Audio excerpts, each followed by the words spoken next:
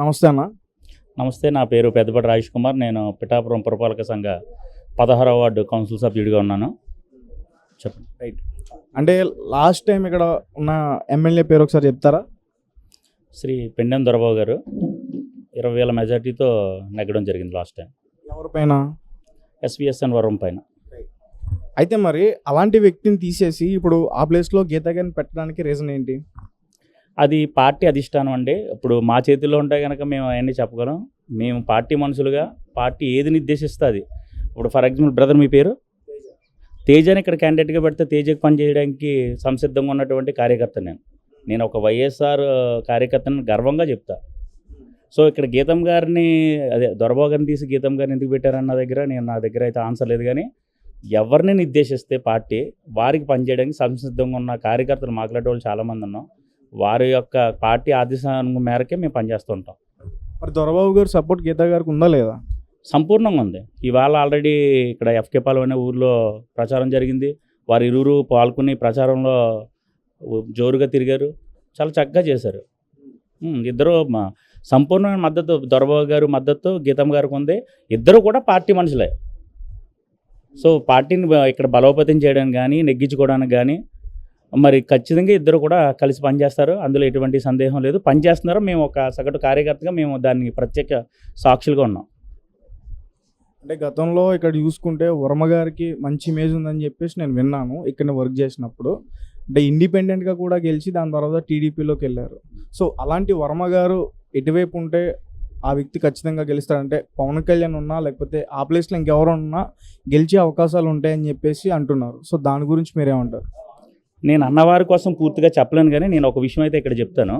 ఇక్కడ ప్రస్తుత మా వైఎస్ఆర్సీపీ పిఠాపురం నియోజకవర్గ ఇన్ఛార్జ్ పిఠాపురం ఎమ్మెల్యే క్యాండిడేట్ అయినటువంటి శ్రీమతి వంగా గీతా విశ్వనాథ్ గారి కోసం 2 మాటలు చెప్పాలి ఇక్కడ నేను.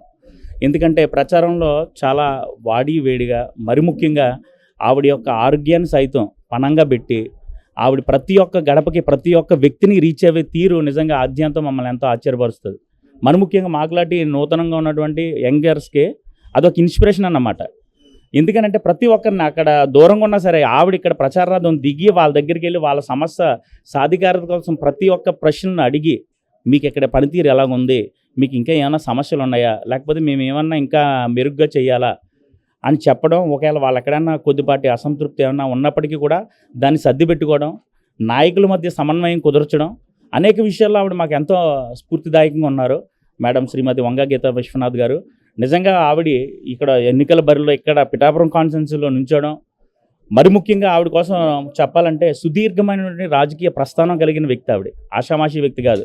నిన్న మొన్న రాజకీయాల్లోకి వచ్చేసి నేను ఇలాగ అవుతాను లేకపోతే ఇచ్చేస్తాను, ఇక లేనిపోని మాటలో లేనిపోని హామీలు ఇచ్చే వ్యక్తి కాదు. ఆవిడకి సుదీర్ఘమైన రాజకీయ అనుభవం ఉంది. అట్ ద సేమ్ టైం సుదీర్ఘమైనటువంటి రాజకీయ అనుభవంలో ఎప్పుడు ఓటమి లేని వ్యక్తి ఆవిడ. ఎప్పుడు కూడా ఇవి ఏ బరిలో నుంచి ఉన్నా ఆవిడ విజయ పదంలోకే దూసుకుపోవడం, తద్వారా ఆ పదవికి వన్ని తేడం, అక్కడ ఎంతోమంది ప్రజల మద్దతును కానీ కూడబెట్టుకుని చక్కగా ప్రజల్లో మమేకమయ్యేటువంటి మంచి వ్యక్తి మా గీతమ్మ గారు. మరి ప్రచారంలో ముందుకెళ్తూ ఆవిడతో పాటు మేము కొనసాగడం కూడా చాలా గర్వంగా ఉంది. మరి ముఖ్యంగా ఘంటాపదంగా చెప్పగలం, పిఠాపురం కాన్స్టిట్యున్సీ అనేది గీతమ్మ గారు అడ్డ 2024 నుంచి 2029 వరకు కూడా ఇంకా ఆవిడకి తిరిగిలేదు. నెగ్గే క్యాండిడేట్ ఆవిడ. ఇప్పుడు వైఎస్ఆర్సీపీ పార్టీకి చెందిన పెద్ద పెద్ద నాయకులు మిథున్ రెడ్డి గారు కానీ చంద్రశేఖర్ రెడ్డి కానీ వాళ్ళని ఇక్కడ ఇన్ఛార్జీలుగా పెట్టారు. అంటే వాళ్ళని పెట్టడం వల్ల ఇక్కడ ఏమైనా యూజ్ ఉందా? దేని గురించి?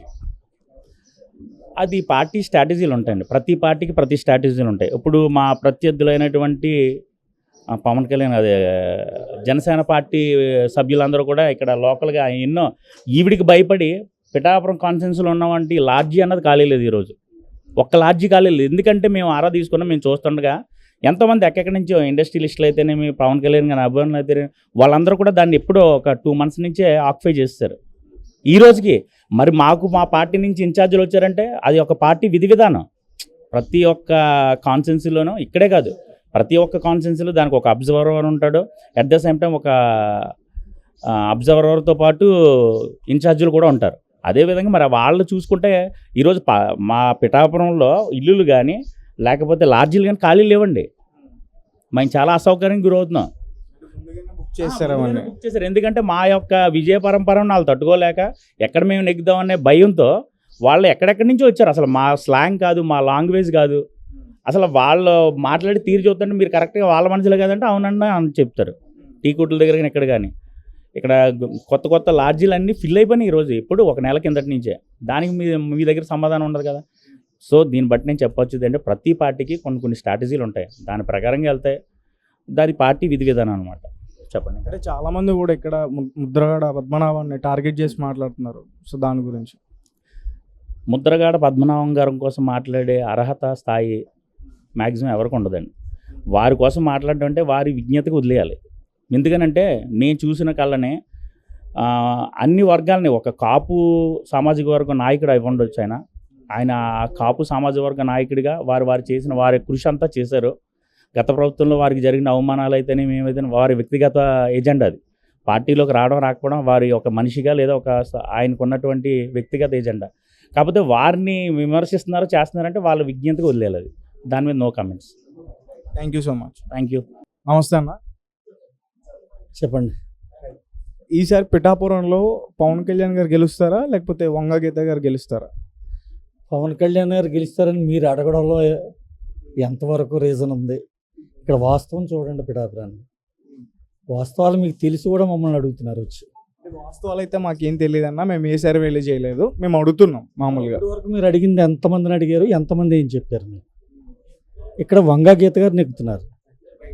నువ్వు నన్ను అడిగావు కాబట్టి నీకు చెప్తున్నా అన్న, నేను అడిగిన దాంట్లో 50-50 ఛాన్సెస్ వచ్చాయి. మరి అటు 50% ఉన్నారు చెప్పారు, ఇటు 50% చెప్పారు. మరి నేను ఇక్కడ చెప్తున్నాను 75% వంగా గీత గారికి ఉంది, 100%. అంటే ఒక ఎంపీ క్యాండిడేట్ని తీసుకొచ్చి ఇక్కడ ఒక ఎమ్మెల్యేగా పోటీ చేపిస్తున్నారు కదా, దీని వెనకాల ఏదైనా రీజన్ ఉందా బలమైంది? చాలా రీజన్ ఉంది. 25 సంవత్సరాల రాజకీయ జీవితమే ఆవిడ రీజన్. ఆవిడ అందుబాటులో ఉండడం ఒక రీజన్, ఆవిడ చేసిన అభివృద్ధి ఒక రీజన్, జగన్ గారి సంక్షేమ పథకాలే ఒక రీజన్. గతంలో ప్రజారాజ్యం పార్టీ నుంచి వంగ గీత గారు గెలవడం అయితే జరిగింది.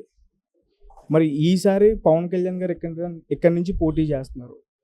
ప్రజారాజ్యానికి ఆమె పోటీ చేసినప్పుడు ఓట్లు వేసిన వాళ్ళందరూ ఇప్పుడు యూటర్న్ తీసుకుని పవన్ కళ్యాణ్ గారు కేసు గెలిపిస్తే, ఇప్పుడు ప్రజారాజ్యం పార్టీ పెట్టినప్పుడు ఉండే రాజకీయాలు వేరు, ఇప్పుడు రాజకీయాలు వేరు.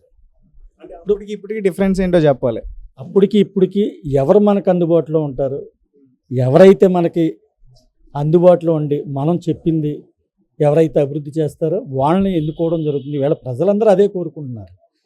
మా గీత గారు అయితే అందుబాటులో ఉంటారు, మేము చెప్పింది మా గ్రామాల్లో అభివృద్ధి చేసుకోవచ్చు, సంక్షేమ పథకాలు ఎవరికి రాకపోయినా ఆవిడ దగ్గరుండి చేసి పెడుతుందని ఆశాభావంతో ఈవేళ ఆవిడ వెనకాల అందరూ తిరుగుతున్నారు.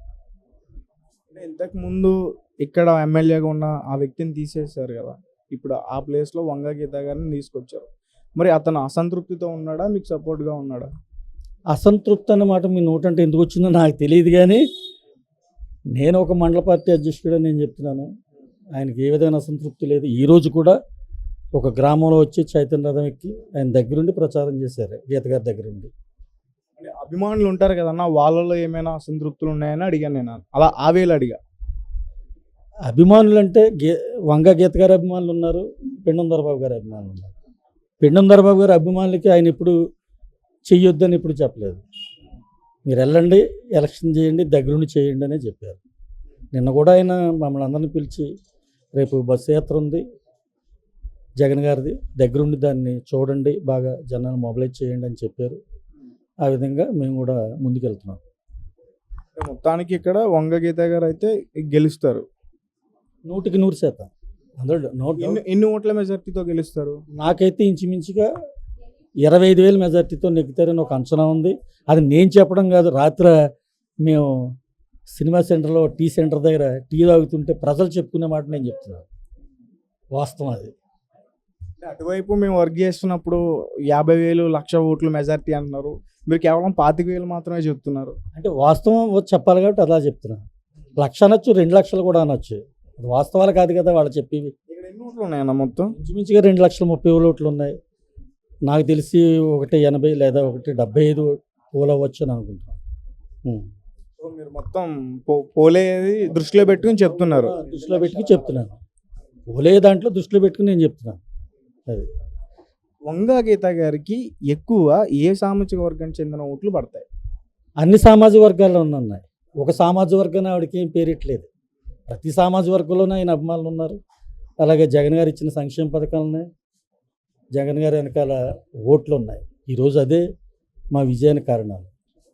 అయితే వైఎస్ఆర్సీపీ పార్టీలో కీలకమైన నాయకులను తీసుకొచ్చి ఇక్కడ ఇన్ఛార్జీలుగా పెట్టారు. అలాగే ముద్రగడ పద్మనాభనాన్ని ఆయన్ని కూడా తీసుకొచ్చి ఇక్కడ ఇన్ఛార్జిగా పెట్టారు. 3 మండలాలకి ముగ్గురిని డిసైడ్ చేశాడు. అలా డిసైడ్ చేయడం వల్ల ఉపయోగం ఏముంటుంది వంగా గీత గారికి? అలా పెట్టడం వల్ల ఎలక్షన్ క్యాంపెయినింగ్ అది ఎవరన్నా చేస్తారు. అది ఇది కొత్తగా చేసేదేం కదా కదా. అన్ని వైపులు అన్ని రకాల నాయకులు తిరుగుతూ ఉంటారు. ఆ వచ్చిన ముగ్గురు కూడా చాలా కీలకమైన నాయకులు కదా, అందుకని అడుగుతున్నా. కీలకం కాబట్టి కూటమిని ఎదుర్కోవడానికి ఇలాంటి పెద్ద నాయకులను తీసుకొచ్చి పెట్టారనుకోవచ్చా? అదేం కాదు. ఎవరన్నా ఏ పార్టీ అని చేసేది అదే చేస్తారు కదా. ఓటమి అని కాదు అక్కడ. పెద్ద నాయకులు వీళ్ళు చెప్తే వింటారు, వీళ్ళు క్యాంపెయిన్ బాగా చేస్తారు, వాళ్ళకు కొంతమంది అభిమానులు ఉంటారు అని దృష్టితో పార్టీ తీసుకొచ్చి పెడుతుంది. సో మీరు కూడా ప్రచారంలోకి వెళ్తున్నారు కదా, ప్రజల నాడు ఎలా ఉంది? ప్రజల నాడైతే జగన్మోహన్ రెడ్డి గారి వెనకాల ఉంది. పైన వచ్చే ప్రభుత్వం ఖచ్చితంగా మళ్ళీ జగన్మోహన్ రెడ్డి గారు అంటారు. 100% జగన్ గారే ముఖ్యమంత్రి, అందులో నో డౌట్. అంటే కొన్ని సర్వేలు వస్తున్నాయి కదన్నా, ఎలియన్స్తో ఉన్న ఇప్పుడు టీడీపీ కానీ బీజేపీ కానీ జనసేన ఈ ప్రభుత్వం వచ్చే అవకాశాలు ఉన్నాయని కొన్ని సర్వేల్లో నేను చూసా. సో దాని గురించి ఇప్పుడు రామచిలక అది చెప్పమంటే చెప్పుద్ది. సర్వేలు కూడా అంతే. ఆ పార్టీల దగ్గరుండి డబ్బులు ఇచ్చుకుని చెప్పించుకుంటున్నారు, వారికి అనుకూలంగా చెప్తాయి. మాకు వచ్చే సర్వేలు మాకున్నాయి. మాకు వచ్చే సర్వేలు వాస్తవం అయ్యి 135 నుంచి 140 సీట్లు చెప్తున్నాయి మా సర్వేలు. ఎవరికన్నా సీట్లు? జగన్ గారికి. అంటే ఆయన ముందు గెలిచినప్పుడు 152 సీట్లు కదా, 151 152? 151. మరి ఎందుకు 10 సీట్లు తగ్గుతున్నాయి? ఎప్పుడు ఒకలాగా ఉండవు కదా రాజకీయాలు. అప్పుడు వచ్చినాయి ఇప్పుడు రావాలని లేదు కదా. మీరు వాస్తవం చెప్తున్నాం కాబట్టి మీరు వినాలి. లేదు చెప్తాం కావాలంటే 175 వచ్చేస్తాయి, అది వాస్తవం కాదు కదా. ఇప్పుడు జనసేన పార్టీ వాళ్ళు అన్నారు 1,00,000 మెజార్టీ వస్తుంది, అది వాస్తవమా కాదు కదా. అందుకని ఉన్నది ఉన్నట్టుగానే చెప్పాను. అంటే 2019 ఎలక్షన్స్లో గెలిచిన వైఎస్ఆర్సీపీలో ఉన్న ఎమ్మెల్యేలు, అత్యధిక మెజార్టీతో గెలిచిన ఎమ్మెల్యేలందరినీ కూడా వాళ్ళకి టికెట్ ఇవ్వకుండా వాళ్ళ ప్లేస్లో వేరే అభ్యర్థిని తీసుకొచ్చి పెట్టారు జగన్మోహన్ రెడ్డి గారు. మరి అది ఒక మైనస్ అయ్యే ఛాన్సెస్ ఉంటాయని నేను అనుకుంటున్నాను, మీరేమంటారు? ఎందుకు మైనస్ అవుద్ది? మెజార్టీతో గెలిచిన ఎమ్మెల్యేలు కదన్నా, అట్లా ఒక్కొక్కసారి వాళ్ళకి బాగుండకపోవచ్చు, ఆ ప్లేస్లో వేరే వాళ్ళని తీసుకొచ్చి పెట్టచ్చు. ఇది నిజం. రాజకీయ ఎత్తుగడలు ఉంటాయి కదా. ఇది ఊరికిన వదలరు కదా ఈ పార్టీ కూడా. దేనికే ఉంది. ఇంకో వ్యక్తి అయితే ఇంకా భారీ మెజార్టీ వస్తుంది, ఆయన అయితే కొద్దిగా మెజార్టీ తగ్గుద్దని ఉద్దేశంతో వేరే వ్యక్తిని తీసుకొచ్చి అభ్యర్థిని తీసుకొచ్చి పెట్టి ఉండొచ్చు. Thank you so much. ఓకేనా? Okay, thank you.